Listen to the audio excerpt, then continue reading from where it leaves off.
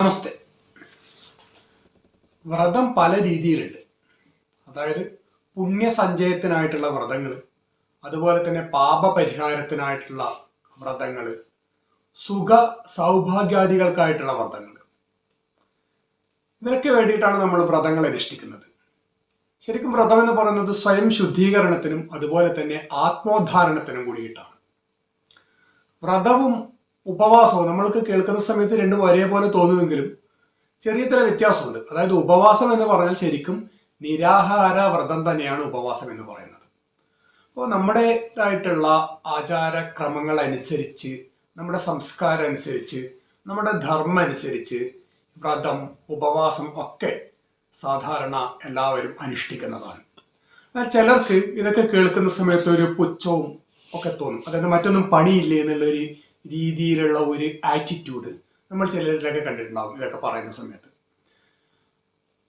അതായത് ആചാരങ്ങളോട് ഉള്ള ഒരു വിമുഖത, ആചാരങ്ങളോടുള്ള ഒരു പുറംതിരിഞ്ഞു നിൽക്കൽ, അതുപോലെ തന്നെ തീർത്ഥാടന കേന്ദ്രങ്ങളിലേക്കുള്ള പോകാൻ വേണ്ടി താല്പര്യമില്ലായ്മ, അതുപോലെ തന്നെ യഥാർത്ഥ സന്യാസിമാരെ, ഞാൻ പറഞ്ഞത് കപട സന്യാസിമാരല്ല, യഥാർത്ഥ സന്യാസിമാരെ കാണുന്ന സമയത്തുള്ള ഒരു അവമതിപ്പ്, ഈ ആചാര്യന്മാരെയൊക്കെ കാണുമ്പോഴുള്ള അവമതിപ്പ്, അപ്പോൾ അവരോടൊക്കെയുള്ള വെറുപ്പ്, ഇതിനോടൊക്കെയുള്ള വെറുപ്പ്, ഒരു മനമെടുപ്പൊക്കെ ചില ആൾക്കാരുണ്ടാകും. അതിന് കാരണം എന്താണെന്ന് വെച്ചാൽ വിഷയവാസന നിറഞ്ഞ ലൗകികത അവർക്ക് കൂടുതലായതുകൊണ്ടാണ്. വിഷയവാസന എന്ന് പറയുന്നത് അതായത് നമ്മൾക്ക് നമ്മുടെ ഈ ആനന്ദത്തിന് വേണ്ടിയിട്ടുള്ള പല രീതിയിലുള്ള കാര്യങ്ങളുണ്ടല്ലോ, വിഷയവാസനകളായിട്ടുള്ള കാര്യങ്ങൾ. അപ്പൊ അങ്ങനെയുള്ള കാര്യങ്ങൾ, അതായത് പണം, കാമം, ഇങ്ങനെയുള്ള പല അധികാരം, ഇങ്ങനെയൊക്കെയുള്ള പല പല പല പല കാര്യങ്ങളുണ്ടല്ലോ, വിഷയവാസന എന്ന് പറയും. അപ്പൊ അതിൽ കൂടുതലായിട്ടുള്ള താല്പര്യമുള്ളവർക്കാണ് എപ്പോഴും ഇതിനോട്, ഈ പറയുന്ന കാര്യങ്ങളോട് ഒരു വിമുഖത ഉണ്ടാകുന്നത് അങ്ങനെയുള്ള ആൾക്കാർക്കാണ്. അവരെപ്പോഴും ഇങ്ങനത്തത് കേൾക്കുന്ന സമയത്ത് ഈ കരയിലിട്ട മത്സ്യത്തിനെ പോലെ അവർ അസ്വസ്ഥമാകും. അല്ലാത്തവർ ഇതിലൊക്കെ താല്പര്യമുള്ളവരാണ്. അപ്പോൾ അങ്ങനെയുള്ളവർക്ക് വേണ്ടിയിട്ടാണ് ഇങ്ങനെയൊക്കെയുള്ള വീഡിയോകളൊക്കെ ചെയ്യുന്നതും പറയുന്നതൊക്കെ. അങ്ങനെയൊക്കെയുള്ളവർക്ക് വേണ്ടിയിട്ടാണ്. ഇവിടെ വ്രതത്തിനെ കുറിച്ച് പറയുന്നത്, അതായത് തിരുവാതിര വ്രതമാണ് നമുക്കിപ്പോൾ അടുത്ത് വരുന്നത്. ഇവിടെ ഈ വ്രതത്തിനെ കുറിച്ച് പറയുന്നത് ഏതൊരു വ്രതമാണെങ്കിലും, അതിന് തിരുവാതിര വ്രതമാണെങ്കിലും ശരി, മറ്റേതൊരു വ്രതമാണെങ്കിലും ഒരു നിശ്ചിത ദിവസമായിരിക്കുമല്ലോ വ്രതം ഉണ്ടാവുക. അപ്പൊ ആ നിശ്ചിത തീയതിക്ക്, നിശ്ചിത വ്രതത്തിന്റെ ദിനത്തിന്, ഉദാഹരണത്തിന് പറയാണ് തിരുവാതിര ദിനം, തിരുവാതിര വ്രതം എന്നാണ് നമ്മൾ പറയുന്നത്. അപ്പൊ ഈ തിരുവാതിര വ്രതമാണെങ്കിൽ തിരുവാതിര വ്രതം എന്നാണ് തുടങ്ങുക, മകയിരം നാളിലാണ് തുടങ്ങുക. അപ്പൊ ഏതൊരു വ്രതവും അങ്ങനെ തന്നെയാണ്. ഇപ്പൊ നമ്മൾ അഷ്ടമി രോഹിണിക്കുള്ള വ്രതമാണെങ്കിലും ശിവരാത്രി വ്രതമാണെങ്കിലും അതിന്റെ തലേ ദിവസം മുതൽ തന്നെ വ്രതത്തിന്റെ തുടക്കം ഉണ്ടാകും. വ്രതം തുടങ്ങാൻ പോവുകയാണ് തലേ ദിവസം തന്നെ. എന്നിട്ടോ വ്രതം ഉള്ള ദിവസം, തിരുവാതിര വ്രതം ആഘോഷിക്കുന്ന ദിവസം, അതിന്റെ തൊട്ട് പിറ്റേന്നും, അങ്ങനെ ഈ 3 ദിവസവും ഏതൊരു വ്രതമാണെങ്കിൽ ശരി, ശിവരാത്രി ആണെങ്കിൽ ശരി, തലേ ദിവസം, ശിവരാത്രി ദിവസം, തൊട്ട് പിറ്റേന്ന്. തിരുവാതിര വ്രതം അതേപോലെ തന്നെയാണ്. തിരുവാതിര വ്രതം, അതുപോലെ തന്നെ മകീരം, അതുപോലെ തന്നെ തൊട്ട് പുണർദം, ഈ 3 ദിനവും വ്രതവുമായിട്ട് ബന്ധപ്പെട്ട ദിനം തന്നെ. അതായത് തലേനാൾ മുതൽ തുടങ്ങിയിട്ട് ആ തീയതിയുടെ അന്ന്, അതേപോലെ തന്നെ പിറ്റേന്ന്, അങ്ങനെ 3 ദിനവും വ്രതവുമായിട്ട് ബന്ധപ്പെട്ട ദിനം തന്നെയാണ്. തലേന്ന് എന്ന് പറയുന്നത് സംയമാദി വ്രത നിയമങ്ങളാണ് തലേന്ന്. അതായത് നമ്മൾ നാളെ വ്രതമാണെങ്കിൽ ഇന്ന് നമ്മൾ ഇന്ന് നോൺ വെജ് ഒക്കെ കഴിക്കുന്നവരാണെങ്കിൽ ഇന്ന് തന്നെ നോൺ വെജ് ഒക്കെ കഴിക്കാതിരിക്കും. അങ്ങനെയുള്ള മറ്റ് കാര്യങ്ങളൊക്കെ രീതിയിലുള്ള ലൗകിക സുഖങ്ങളിൽ നിന്ന് നമ്മൾ തലേന്ന് തന്നെ വിട്ടുനിന്ന് തുടങ്ങും. അത് വ്രതത്തിനുള്ള തയ്യാറെടുപ്പാണ്, വ്രതദിനത്തിന്റെ ആരംഭമാണ്. ഇനി നമ്മൾ വ്രതം എടുക്കുന്ന ദിവസം എന്ന് പറഞ്ഞാൽ പൂർണ്ണമായിട്ടും വ്രത ദിനമാണ്. പിറ്റേന്ന് എന്ന് പറഞ്ഞാൽ വ്രതം എടുത്തതിന് ശേഷമുള്ള ദിനം എന്ന് പറയുന്നത് നമ്മുടെ ഈ വ്രത ഗുണങ്ങൾ ദൃഢപ്പെടുത്താൻ വേണ്ടിയിട്ട് നമ്മൾ പിറ്റേന്ന് പാരണാദി ക്രിയകൾ കൂടി അനുഷ്ഠിക്കും. പാരണാദി ക്രിയ എന്ന് പറയുന്നത് വ്രതം മുറിക്കുന്നതാണ്. ശരിക്കും തലേന്ന് പൂർണ്ണ ഉപവാസമാണെങ്കിൽ നമ്മൾ പിറ്റേന്ന് ഈ പാരണ ചെയ്തതിന് ശേഷം ആണ് നമ്മുടെ വ്രതം മുറിക്കുന്നത്. അപ്പോൾ ആ പിറ്റേന്നും വ്രതത്തിന്റെ തന്നെ ദിനമാണ്. അപ്പൊ ഈ 3 ദിനങ്ങളും വ്രതവുമായിട്ട് ബന്ധപ്പെട്ട ദിനമാണ്. അപ്പോഴാണ് വ്രതം പൂർണ്ണമാകുന്നത്. അപ്പോൾ ഒരു ദിവസമാണ് വ്രതമെങ്കിലും വ്രതം തുടങ്ങുന്നതിന്റെ തലേ ദിവസമുള്ള വ്രതത്തിന്റെ തയ്യാറെടുപ്പും, വ്രതം എടുക്കുന്ന പൂർണ്ണ ദിനം, പിറ്റേന്ന് നമ്മൾ പാരണാദി ക്രിയകളോടുകൂടി വ്രതം അവസാനിപ്പിക്കുന്നത്. അപ്പൊ അങ്ങനെ 3 ദിനങ്ങളാണ് ശരിക്കും ഏതൊരു വ്രതവുമായിട്ട് ബന്ധപ്പെടുമ്പോഴും ഉള്ളത്. ഇതേപോലെ തന്നെ മറ്റൊരു കാര്യം നമ്മൾ മനഃപൂർവ്വം വ്രതം മുടക്കാൻ വേണ്ടിയിട്ട് പാടില്ല എന്നുള്ളതാണ്. അതായത് വ്രത സ്വഭാവത്തിനനുസരിച്ചിട്ട് നിശ്ചിത സമയം മുഴുവൻ നമ്മൾ അന്നപാനാദികൾ നമ്മൾ ഒഴിവാക്കണം. അങ്ങനെ മറ്റുള്ള ഏത് രീതിയിലാണോ, ഉപവാസമാണെങ്കിൽ പൂർണ്ണമായിട്ടും ഭക്ഷണം ഒഴിവാക്കണം. അല്ല വ്രതമാണെങ്കിൽ ശരിക്കും നമ്മൾ സാധാരണ കാണുന്നത് അന്നപാനാദികൾ ഒഴിവാക്കുകയാണ്. എന്നിട്ട് മറ്റൊന്നുള്ള സാധനം എന്തെങ്കിലുമൊക്കെ കഴിക്കും. അതുപോലെ തന്നെ ഉറക്കം, ചില വ്രതങ്ങളൊക്കെ എന്താണ് നമ്മൾ പൂർണ്ണമായിട്ട് ഉറക്കം ഒഴിക്കണം. ചില വ്രതങ്ങളൊക്കെ നമ്മളൊരു 12 മണി വരെ, അതായത് പിറ്റേന്ന് നേരം പുലരും വരെയൊക്കെ നമ്മൾ ഉറങ്ങാതിരിക്കും. അതേപോലെ തന്നെ എന്താണ് നമ്മൾ സാധാരണ നല്ല മെത്തയിലൊക്കെ കിടക്കുകയാണെങ്കിൽ നമ്മൾ തറയിൽ ഒരു വിരിച്ചിട്ട് കിടക്കണം. അങ്ങനെയൊക്കെയാണ് വ്രതവുമായിട്ട് ബന്ധപ്പെട്ടത്. അല്ലാതെ നമ്മൾ വെറും ഭക്ഷണം ഒഴിവാക്കുന്നത് മാത്രമല്ല വ്രതം, ഇതൊക്കെ വ്രതത്തിന്റെ ഭാഗമാണ്. അതേപോലെ തന്നെ എന്താണ് ധർമാനുകൂലമല്ലാത്ത ഒരു വിഷയത്തിലും നമ്മുടെ മനസ്സ് പോയിക്കൂടാന്നാണ് പറയുന്നത്. ഭഗവത് ചിന്തയായിരിക്കണം. അത് ധർമാനുകൂലമല്ലാത്ത പറഞ്ഞാൽ മറ്റുള്ളവരെ ദ്രോഹിക്കുക, അഹിംസ, അങ്ങനെയൊക്കെയുള്ള കാര്യങ്ങളുണ്ടല്ലോ. ഇങ്ങനെയുള്ളൊരു കാര്യങ്ങളും, അതായത് കുറ്റം പറയല്, പരദൂഷണം, വെറുപ്പ്, മറ്റുള്ളവരോട് വിദ്വേഷം ഉണ്ടാവുക, അങ്ങനെയുള്ള പല കാര്യങ്ങളും, അതിലൊന്നും നമ്മുടെ മനസ്സ് പോകാണ്ട് പാടില്ല. ധർമ്മത്തിനനുസരിച്ചിട്ടുള്ള രീതിയിൽ മാത്രമേ നമ്മുടെ മനസ്സടക്കം സഞ്ചരിക്കാൻ വേണ്ടി പാടുള്ളൂ. അതുകൊണ്ട് തന്നെ എന്താണ് നമ്മൾ പൂർണ്ണമായിട്ടും ഭഗവത് ചിന്തയിലായിരിക്കണം. അതുപോലെ തന്നെ അധ്യയനം എന്ന് വെച്ചാൽ നമ്മുടെ എന്താണ് രാമായണോ, മഹാഭാരതം, ഭഗവത്ഗീത, പുരാണങ്ങൾ, ഇങ്ങനെയൊക്കെയുള്ള പുസ്തകങ്ങളൊക്കെ വായിക്കുക. അതുപോലെ തന്നെ ജപത്തിൽ മുഴുകിയിരിക്കുക, ഇല്ലെങ്കിൽ ഒന്നും മിണ്ടാതിരിക്കുക, ധ്യാനത്തിലിരിക്കുക, ഇല്ലെങ്കിൽ ഒന്നും മിണ്ടാതിരിക്കുക. പിന്നെ അതുപോലെ തന്നെ സത്യം അനുഷ്ഠിക്കുക, അഹിംസ ചെയ്യാതിരിക്കുക, അടക്കത്തോടു കൂടി ഇരിക്കുക, ഒതുക്കത്തോടു കൂടി ഇരിക്കുക. മനസ്സിനെ മറ്റ് വിഷയങ്ങളിലേക്ക് കൊണ്ടുപോകുന്ന സിനിമ, അതായത് മനസ്സിനെ മറ്റ് വിഷയങ്ങൾ എന്ന് പറയുന്നത് നമ്മളൊക്കെ എന്താണ് ദേഷ്യം, സങ്കടം, അതായത് ഹാപ്പിനെസ്, മറ്റ് രീതിയിലുള്ള എന്താണ് ലൗകിക സുഖങ്ങൾ, അങ്ങനെ കാര്യങ്ങളിലേക്ക് കൊണ്ടുപോകുന്ന സിനിമ നോക്കാൻ വേണ്ടി പാടില്ല, സീരിയൽ കാണാൻ വേണ്ടി പാടില്ല, റീൽസ് കാണാൻ വേണ്ടി പാടില്ല. അതുപോലെ തന്നെ വാട്സപ്പുകളിലൂടെ കൂടി വരുന്ന അങ്ങനെയുള്ള വീഡിയോകൾ, എന്ത് വീഡിയോ ആണെങ്കിലും നമ്മുടെ ലൗകിക സുഖമായിട്ട് ബന്ധപ്പെട്ടുള്ള എന്തും, സന്തോഷം തരുന്നതും ദേഷ്യം ഉണ്ടാക്കുന്നതും ക്രോധം ഉണ്ടാക്കുന്നതും രാഷ്ട്രീയപരമായിട്ടുള്ളതും ഏത് രീതിയിലുള്ള ഇതും അങ്ങനെ കാണാൻ വേണ്ടി പാടില്ല. ഇൻസ്റ്റന്റ്, അതുപോലെ തന്നെ ഫേസ്ബുക്ക്, ഇങ്ങനെയുള്ള കാര്യങ്ങളെല്ലാം ഇതൊക്കെ അതിൽപ്പെടും. ഇൻസ്റ്റഗ്രാം അടക്കം എന്താണെങ്കിലും അങ്ങനെയുള്ള കാര്യങ്ങളിലൊന്നും നമ്മളെന്താണ് കൂടുതലായിട്ട്, ആവശ്യത്തിന് ചില സ്ഥലത്ത് നോക്കേണ്ടി വരും, അതുപോലെ കൂടുതലായിട്ട് നമ്മളതിൽ മുഴുകാൻ വേണ്ടി പാടില്ല. അത് എന്താണ്, അത് വ്രതഭംഗം തന്നെയാണ്. മറ്റുള്ളവരെ കുറ്റം പറഞ്ഞുകൊണ്ടിരിക്കലും, പരദൂഷണം പറഞ്ഞുകൊണ്ടിരിക്കലും, വെറുപ്പ് തോന്നിക്കൊണ്ടിരിക്കലും, ഇതൊക്കെ എന്താണ് വ്രതഭംഗമാണ്. അപ്പോൾ വ്രതം എന്ന് പറയുമ്പോൾ നമ്മൾ പൂർണ്ണമായിട്ടും, അതായത് ഭക്ഷണത്തിലെ കാര്യത്തിൽ മാത്രമല്ല വ്രതം, നമ്മുടെ നിഷ്ഠയിൽ മൊത്തത്തിൽ നമുക്ക് എന്താണ് വ്രതമാണ് ഉണ്ടാകേണ്ടത്. നമ്മൾ വ്രതം അനുഷ്ഠിക്കുന്ന സമയത്ത് നമ്മുടെ അന്തരാത്മാവ് തന്നെ ശുദ്ധമായിട്ട് പ്രകാശിക്കണം എന്നാണ് പറയുന്നത്. നമ്മുടെ ബുദ്ധി തെളിയണം, നമ്മുടെ ഭക്തി ശ്രദ്ധ വർദ്ധിക്കണം. അതുപോലെ തന്നെ ജ്ഞാനശക്തി, വിചാരശക്തി, ക്രിയാശക്തി, ഇതിന്റെ വർധനവാണ് വ്രതത്തോടു കൂടി ഉണ്ടാകേണ്ടത് എന്നാണ് പറയുന്നത്. അപ്പോൾ അങ്ങനെയൊക്കെയാണ് വ്രതത്തിന്റെ നിഷ്ഠ എന്ന് പറഞ്ഞാൽ ഇതൊക്കെയാണ്. അതേപോലെ തന്നെ മറ്റൊന്നെന്താണ് വ്രതം അനുഷ്ഠിക്കുന്നത്. ഇപ്പൊ ഭർത്താവ് വ്രതം അനുഷ്ഠിക്കുകയാണെങ്കിൽ ഭാര്യ കൂടി ആ വ്രതത്തിൽ ഇൻവോൾവ് ആവണം. അപ്പൊ നമ്മൾ സാധാരണക്കാരനെ ശബരിമലക്ക് പോകാൻ വേണ്ടിയിട്ട് ഭർത്താവ് മാല ഇട്ടിട്ടുണ്ടെങ്കിൽ ഭാര്യ കൂടി രാവിലെ എഴുന്നേറ്റ് കുളിച്ച് ആ ഒരു വ്രതത്തോടു കൂടി നിൽക്കുന്നത് നമുക്ക് സാധാരണയായിട്ട് നമുക്ക് കാണാൻ വേണ്ടി സാധിക്കും. അതേപോലെ തന്നെ തിരുവാതിര വ്രതമാണെങ്കിലും എന്താണ് ഭാര്യ വ്രതം അനുഷ്ഠിക്കുകയാണെങ്കിൽ ഭർത്താവിന് എന്താണ് അതേപോലെ വ്രതം അനുഷ്ഠിക്കുന്നില്ലെങ്കിലും അതിനോട് ഒരു സമഭാവന എന്താണ് ഭർത്താവിനോട് ഉണ്ടാവണം എന്നാണ് പറയുന്നത്. ഇപ്പൊ നമുക്ക് ഇവിടെ പറയുന്നത് എന്താണ് തിരുവാതിര വ്രതം. തിരുവാതിര വ്രതം എന്ന് പറയുന്നത് ശരിക്കും സ്ത്രീകളുടെ ഉത്സവം തന്നെയാണ്. സാധാരണ ഒരു വ്രതമല്ല. ഇപ്പൊ നമ്മൾ എന്തെങ്കിലും ഏകാദശി വ്രതമൊക്കെ നമ്മൾ നോക്കുന്ന സമയത്ത് അമ്പലത്തിൽ പോകുന്ന സമയത്ത് മാത്രമേ അവിടെ ഏകാദശി വ്രതം നോക്കുന്ന മറ്റുള്ള ആൾക്കാരെ കൂടി നമുക്ക് കാണാൻ വേണ്ടി സാധിക്കൂ. പക്ഷെ തിരുവാതിര വ്രതം അങ്ങനെയല്ല. തിരുവാതിര വ്രതം എന്നാണ് നമ്മൾ വീട്ടിൽ നിന്നോ തറവാട്ടിൽ നിന്നോ എവിടെ നിന്നാണ് നമ്മൾ ആ വ്രതം നോക്കുന്ന സമയത്ത് അവിടെ നമുക്ക് കാണാൻ സാധിക്കുന്ന ഒരു ഉത്സവ അന്തരീക്ഷം തന്നെയാണ് നമുക്ക് കാണാൻ സാധിക്കുന്നത്. തിരുവാതിര വ്രതം ശരിക്കും എന്താണ് സാമൂഹിക ഏകത ഉണ്ടാക്കുകയാണ് ചെയ്യുന്നത്. ആ തിരുവാതിരയിൽ എന്താണ് എല്ലാവരും കുളിച്ച് തുടിക്കുക എന്ന് പറയും. അതേപോലെ തന്നെ ഒന്നിച്ച് തിരുവാതിര കളിക്കും. അങ്ങനെയുള്ള പല കാര്യങ്ങളും തിരുവാതിര വ്രതവുമായിട്ട് ബന്ധപ്പെട്ടിട്ടുണ്ട്. ഒരു ആഘോഷമാണത്. അപ്പൊ അത് ശരിക്കും അവിടെ ഉണ്ടാക്കുന്നത് ഒരു സാമൂഹിക ഏകത ഉണ്ടാക്കും. ഒന്ന് തറവാട്ടിലുള്ള എല്ലാവരും കൂടി പണ്ട് കാലത്ത് തിരുവാതിര ആഘോഷിക്കുന്ന സ്ഥലത്ത് നിന്നിട്ട് തിരുവാതിരയൊക്കെ കളിക്കുന്ന സമയത്ത് അവിടെ ആ തറവാട്ട് അംഗങ്ങളുടെ ഒരു ഐക്യം നമുക്ക് കാണാൻ വേണ്ടി സാധിക്കും. അത് ഇന്നല്ല ഒരു സ്ഥലത്തുള്ള ആൾക്കാരാണ് ചെയ്യുന്നതെങ്കിൽ അവിടെ അവരുടെ ഐക്യം നമുക്ക് കാണാൻ വേണ്ടി സാധിക്കും. അങ്ങനെ ശരിക്കും തിരുവാതിര ഉത്സവം എന്ന് പറയുന്നത് സാമൂഹ്യ ഏകത ഉണ്ടാക്കുന്നതാണ്. അതോടൊപ്പം തന്നെ ഈശ്വര വിശ്വാസം വളർത്തുന്നതാണ്. അതോടൊപ്പം തന്നെ സാത്വിക ഗുണ വർധന ഉണ്ടാക്കുന്നത് കൂടിയാണ്. ശരിക്കും തിരുവാതിര എല്ലാ മാസവും നമുക്കറിയാം 27 നക്ഷത്രങ്ങളിൽ ഒന്ന് തിരുവാതിരയാണ്. അപ്പൊ എല്ലാ മാസം 27 ദിവസം കൂടുമ്പോൾ ഒരു തിരുവാതിര വരും. ആ ദിവസമൊക്കെ വേണമെങ്കിൽ ശ്രീ പരമേശ്വരന്റെ നാമത്തിൽ നമുക്ക് തിരുവാതിര വ്രതം അനുഷ്ഠിക്കാം. പക്ഷെ പ്രധാനമായിട്ടുള്ളത് ധനുമാസത്തിലെ തിരുവാതിരയാണ്. പക്ഷെ ധനുമാസത്തിലെ തിരുവാതിര ആണെങ്കിൽ തന്നെ ഈ അടുത്ത കാലത്ത് വരെ കേരളം മുഴുവൻ തിരുവാതിര ഉത്സവം ആഘോഷിക്കുന്നത് നമുക്ക് കാണാൻ വേണ്ടിയിട്ട് സാധിക്കുന്നുണ്ട്. കേരളത്തിലെ ചില ഭാഗങ്ങളിലൊന്നും തിരുവാതിര ഉത്സവത്തിന് അത്ര വലിയ പ്രാധാന്യമൊന്നും ഉണ്ടായിരുന്നില്ല. പക്ഷെ മറ്റു ചില ഭാഗങ്ങളിൽ വളരെ വലിയ ആഘോഷമായിട്ട് തന്നെ തിരുവാതിര ഉത്സവം നടക്കുമായിരുന്നു. പക്ഷെ ഇപ്പൊ നമ്മുടെ ഈ സോഷ്യൽ മീഡിയയും ഒക്കെ വന്ന ഈ കാലഘട്ടത്തിൽ എല്ലാവരും പരസ്പരം ഈ ആഘോഷങ്ങളെ കുറിച്ചിട്ടൊക്കെ കൂടുതൽ അറിഞ്ഞു, എങ്ങനെ ആചരിക്കണം എന്നൊക്കെ അറിഞ്ഞ കാലഘട്ടത്തിൽ നമുക്ക് കേരളത്തിൽ അങ്ങോളം ഇങ്ങോളം നമുക്ക് പല ഭാഗങ്ങളിൽ ഇത് ആചരിക്കാത്തവരുണ്ടാകാം, ഇല്ല എന്നല്ല പറയുന്നത്. പക്ഷെ അങ്ങോളം ഇങ്ങോളം പലരും ആചരിക്കുന്ന രീതിയിലേക്ക് ഇന്ന് ഈ തിരുവാതിര ഉത്സവം മാറിയിരിക്കുന്നതായിട്ട് നമുക്ക് കാണാൻ വേണ്ടിയിട്ട് സാധിക്കുന്നു. ഐശ്വര്യപൂർണമായിട്ടുള്ള കുടുംബജീവിതത്തിന് വേണ്ടിയിട്ടാണ് തിരുവാതിര വ്രതം നോക്കുന്നത് എന്നാണ് പറയുന്നത്. ശരിക്കും പറയുന്നതാണ് 108 മൃത്യുഞ്ജയ ഹോമം കഴിച്ചതിന്റെ ഗുണം തിരുവാതിര വ്രതം അനുഷ്ഠിക്കുന്നതിലൂടെ ഉണ്ടാകുന്നു എന്നാണ് പറയുന്നത്.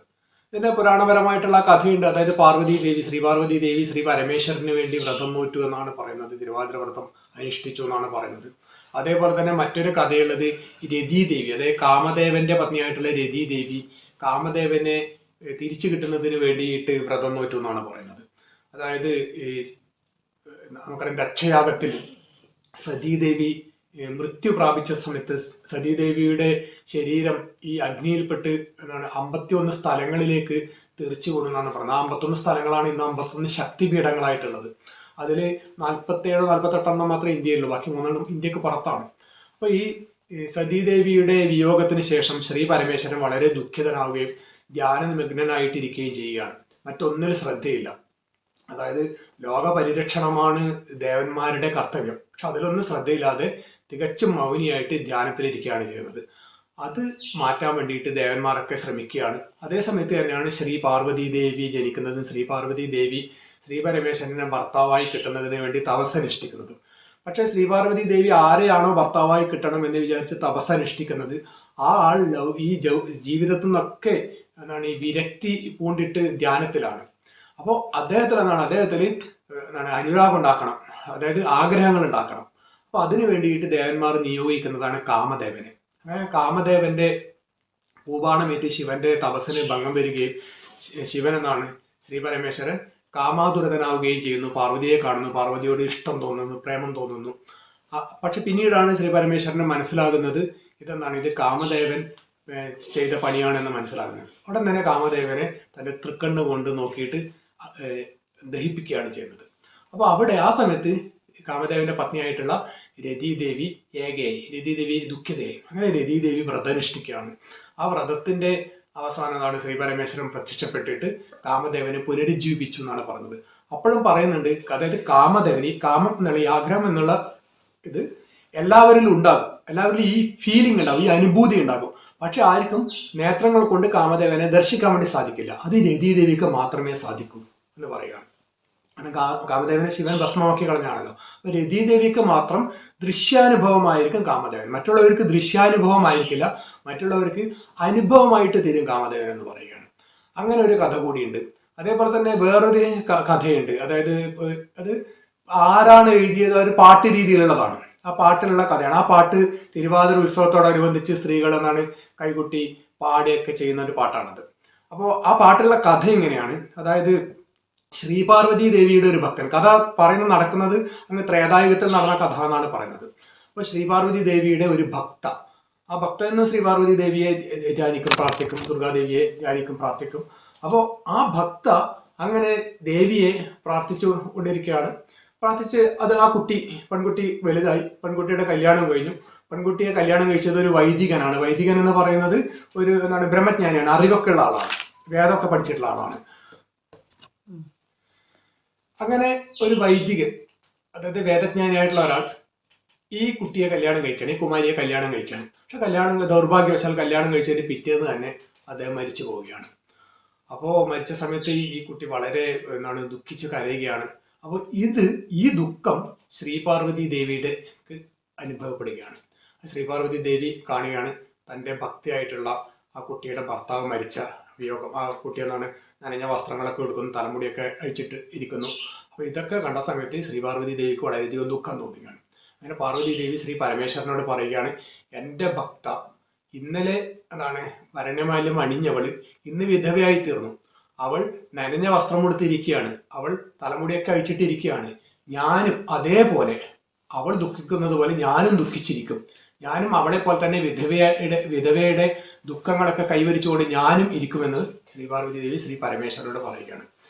ഇവിടെ നോക്കുക, അതായത് ഭക്തക്കൊരു വിഷമം വന്ന സമയത്ത് ദേവി ആ ദുഃഖം ദേവി തന്നെ സ്വീകരിക്കുകയാണ്. എന്നിട്ട് ഞാനും അതേപോലെ ഇരിക്കുന്നു പറയാണ്. ഇതാണ് നമ്മുടെ ദൈവസങ്കല്പം. സനാതന ധർമ്മത്തിലെ ദൈവസങ്കല്പം എന്ന് പറയുന്നത് ഇതാണ്. അല്ലാതെ ഒരു യജമാന ഭാവത്തിലുള്ള ദൈവമല്ല. ഭക്തൻ എന്ത് ദുഃഖം ഉണ്ടായാലും അത് തൻ്റെ ദുഃഖമായിട്ട് കരുതുന്ന ദേവി ശ്രീ പരമേശ്വരനോട് ഇത് പറഞ്ഞ സമയത്ത് ശ്രീ പരമേശ്വരൻ ഉടൻ തന്നെ യമലോകത്തോട്ടൊന്ന് നോക്കുകയാണ്. ഈ നോട്ടം കണ്ട സമയത്ത് തന്നെ യമദേവൻ പേടിച്ചിട്ട് ഇദ്ദേഹത്തിൻ്റെ അടുത്തേക്ക് വരികയാണ്, ശ്രീ പരമേശ്വരൻ്റെ അടുത്തേക്ക് വരികയാണ്. വരുന്നത് എന്താണ്? ഈ വൈദികന്റെ ദേഹവുമായിട്ടാണ്, ജീവനുമായിട്ടാണ് വരുന്നത്. അങ്ങനെ ഈ ജീവൻ തിരിച്ച് അതേ ശരീരത്തിലേക്ക് പ്രാപിക്കുകയും അദ്ദേഹം ഉറക്കത്തിൽ എന്ന പോലെ ഉണർന്നെണിക്കുകയും അവർ വീണ്ടും ഒരുപാട് കാലം നന്നായിട്ട് ജീവിച്ചു എന്നാണ് പറഞ്ഞത്. പാർവതി ദേവിയുടെ അനുഗ്രഹത്താൽ ജീവിച്ചു എന്നാണ് പറഞ്ഞത്. ഇതും തിരുവാതിരയായിട്ട് ബന്ധപ്പെട്ടിട്ടുള്ള ഒരു കഥ തന്നെയാണ്. ആ ഒരു പാട്ടാണിത്. ആ പാട്ടിലെ ഒരു കഥാസാരം ഇതാണ്. അപ്പോൾ ഇങ്ങനെ നല്ല കുടുംബജീവിതം നയിക്കുന്നതിന് വേണ്ടിയിട്ടാണ് തിരുവാതിര വ്രതം അനുഷ്ഠിക്കുന്നത്. അതേപോലെ തന്നെ സ്ത്രീക്ക് നമുക്കിവിടെ കാണാൻ വേണ്ടി സാധിക്കുന്ന മറ്റൊരു പ്രത്യേക വസ്തുതയാണ്, സ്ത്രീക്ക് സാമൂഹ്യ ജീവിതത്തിലുള്ള ദേവീ സ്വരൂപം നമുക്ക് നമ്മുടെ ഉത്സവങ്ങളിൽ കാണാൻ വേണ്ടി സാധിക്കും. തിരുവാതിര തന്നെ 3 തരത്തിലുള്ള ആൾക്കാർക്ക് 3 രീതിയിലുള്ള തിരുവാതിരയുണ്ട്. ഒന്ന് തിരുവാതിര സാധാരണയായിട്ട് എല്ലാ സ്ത്രീകളും ആഘോഷിക്കുന്നത്. അതിൽ തന്നെ പൂത്തിരുവാതിര എന്ന് പറഞ്ഞിട്ടുണ്ട്. പൂത്തിരുവാതിര എന്ന് പറഞ്ഞാൽ കല്യാണം കഴിഞ്ഞിട്ട് ആദ്യം കിട്ടുന്ന തിരുവാതിര. കല്യാണം കഴിഞ്ഞ പെൺകുട്ടിക്ക് ആദ്യം കിട്ടുന്ന തിരുവാതിരയാണ് പൂത്തിരുവാതിര എന്ന് പറഞ്ഞത്. അതായത് ഗാർഹസ്ഥ്യ ജീവിതത്തിലേക്ക് കാലെടുത്ത് വെച്ചതിന് ശേഷം ആദ്യം വരുന്ന തിരുവാതിരയാണ് പൂത്തിരുവാതിര. അപ്പോൾ അങ്ങനെ പൂത്തിരുവാതിര ആഘോഷവും അതിലുണ്ട്. അതേപോലെ തന്നെ ഋതുമതിയായ പെൺകുട്ടിയുടെ ആദ്യ തിരുവാതിര അതുമുണ്ട്. അപ്പോൾ ഇവിടെ സ്ത്രീയുടെ വിവിധ പ്രായത്തിലുള്ള സ്ത്രീകൾക്കുള്ള ഒരു ദേവീ സ്വരൂപം നമുക്കിവിടെ കാണാൻ വേണ്ടി സാധിക്കും. നല്ല ഭർത്താവിനെ കിട്ടാൻ വേണ്ടിയിട്ട് മാത്രമല്ല, നമ്മളിപ്പോൾ കല്യാണം കഴിയാത്ത ഋതുമതിയായിട്ടുള്ള പെൺകുട്ടികൾ തിരുവാതിര ആഘോഷിക്കുന്ന സമയത്ത് അത് നല്ല ഭർത്താവിനെ കിട്ടുവാൻ വേണ്ടി പറയുന്നു. അതേപോലെ തന്നെ പൂത്തിരുവാതിര ആഘോഷിക്കുന്ന പെൺകുട്ടികളിൽ നല്ല കുടുംബജീവിതത്തിലേക്ക് കാലെടുത്ത് വയ്ക്കുന്നതാണ്. മറ്റുള്ളവരൊക്കെ നല്ല കുടുംബജീവിതം കിട്ടാൻ വേണ്ടിയിട്ട് എന്ന് പറഞ്ഞു. അപ്പോൾ ഇവിടെ നല്ല ഭർത്താവിനെ കിട്ടാൻ വേണ്ടിയിട്ട് മാത്രമല്ല, മറിച്ച് നല്ല കുടുംബ ജീവിതത്തിന് വേണ്ടി തന്നെയാണ് തിരുവാതിര ഉത്സവം ആഘോഷിക്കുന്നത്. തിരുവാതിര ഉത്സവം ശരിക്കും മകയിരം ദിനത്തിലാണ് തുടങ്ങുന്നത്.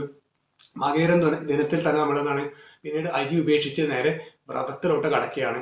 ഇതിലെ ഭക്ഷണത്തിനൊക്കെ പ്രാധാന്യമുണ്ട്. എട്ടങ്ങാടി എന്നൊക്കെ പറയുന്ന ഭക്ഷണമൊക്കെ ഉണ്ട്. എട്ടങ്ങാടി എന്ന് പറയുന്നത് 8 തരത്തിലുള്ള കിഴങ്ങുകൾ ഉപയോഗിച്ചുണ്ടാക്കുന്ന ഭക്ഷണമാണ്. കാച്ചിൽ, ചേന, ചേമ്പ് എന്നൊക്കെ പറയുന്ന കിഴങ്ങ്, കൂർക്കല്, മധുരക്കിഴങ്ങ് തന്നെ 2 തരത്തിലുണ്ട്. അതുപോലെ തന്നെ ചേമ്പ് തന്നെ വലിയ ചേമ്പ്, ചെറിയ ചേമ്പ്, അങ്ങനെയുള്ള അങ്ങനെ ഒരു 8 തരത്തിലുള്ള കിഴങ്ങുകൾ ഉപയോഗിച്ചുണ്ടാക്കുന്ന ഭക്ഷണത്തിനെയാണ് എട്ടങ്ങാടി എന്ന് പറയുന്നത്. അപ്പോൾ ഈ എട്ടങ്ങാടി, അതുപോലെ തന്നെ കൂവപ്പായസം, അതുപോലെ തന്നെ പഴം, ഇളനീര്, നമ്മൾ ഇതെന്ത് കഴിക്കുമ്പോഴും, അതായത് ഏത് വ്രതത്തിന് ഇതെന്ത് കഴിക്കുമ്പോഴും നമ്മൾ ആദ്യം ഇത് നിവേദ്യമായിട്ട് ഭഗവാന്റെ മുന്നിൽ വെക്കണം. കൂവപ്പായസം ആണെങ്കിലും എട്ടങ്ങാടി ആണെങ്കിലും എന്താണ് നമ്മൾ കഴിക്കുന്ന പഴമാണെങ്കിലും ആദ്യം നിവേദ്യമായിട്ട് ഭഗവാന്റെ മുന്നിൽ വെക്കണം.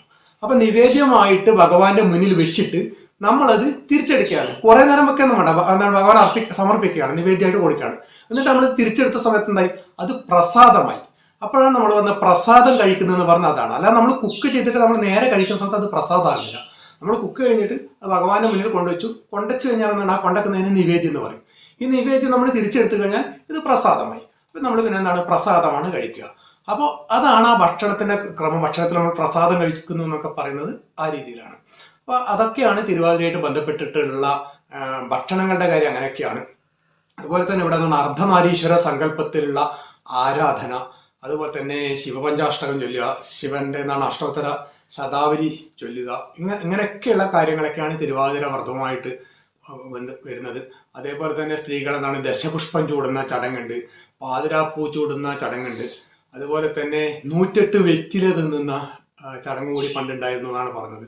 108 വെറ്റില തിന്നതിന് പറയുന്നത് 108 വയസ്സ് വരെ ഭർത്താവിന് ആയുസ് ഉണ്ടാകും, അതിനു വേണ്ടിയിട്ടാണെന്നാണ് പറഞ്ഞത്. പക്ഷെ ഇന്നിപ്പോൾ ഈ കാലഘട്ടത്തിൽ 108 വെറ്റിലയൊക്കെ തിന്നുന്ന സമയത്ത് പ്രത്യേകം ശ്രദ്ധിക്കേണ്ടതുണ്ട്. അപ്പോൾ എന്തായാലും തിരുവാതിര എന്ന ഉത്സവം നമുക്ക് നേരത്തെ പറഞ്ഞതുപോലെ സാമൂഹിക ഏകത തന്നെയാണ് ഇതിൽ കാണുന്നത്. അതുകൊണ്ട് എല്ലാവരും ഒത്തുകൂടി പാട്ടുപാടി ആടി തിമിർത്ത് ആഘോഷിക്കേണ്ട ഒരു ആഘോഷരാവാണ്, വ്രത ആഘോഷമാണ് തിരുവാതിര. തിരുവാതിര ആഘോഷിക്കുന്ന എല്ലാവർക്കും തിരുവാതിര ആശംസകൾ. നന്ദി, നമസ്തേ.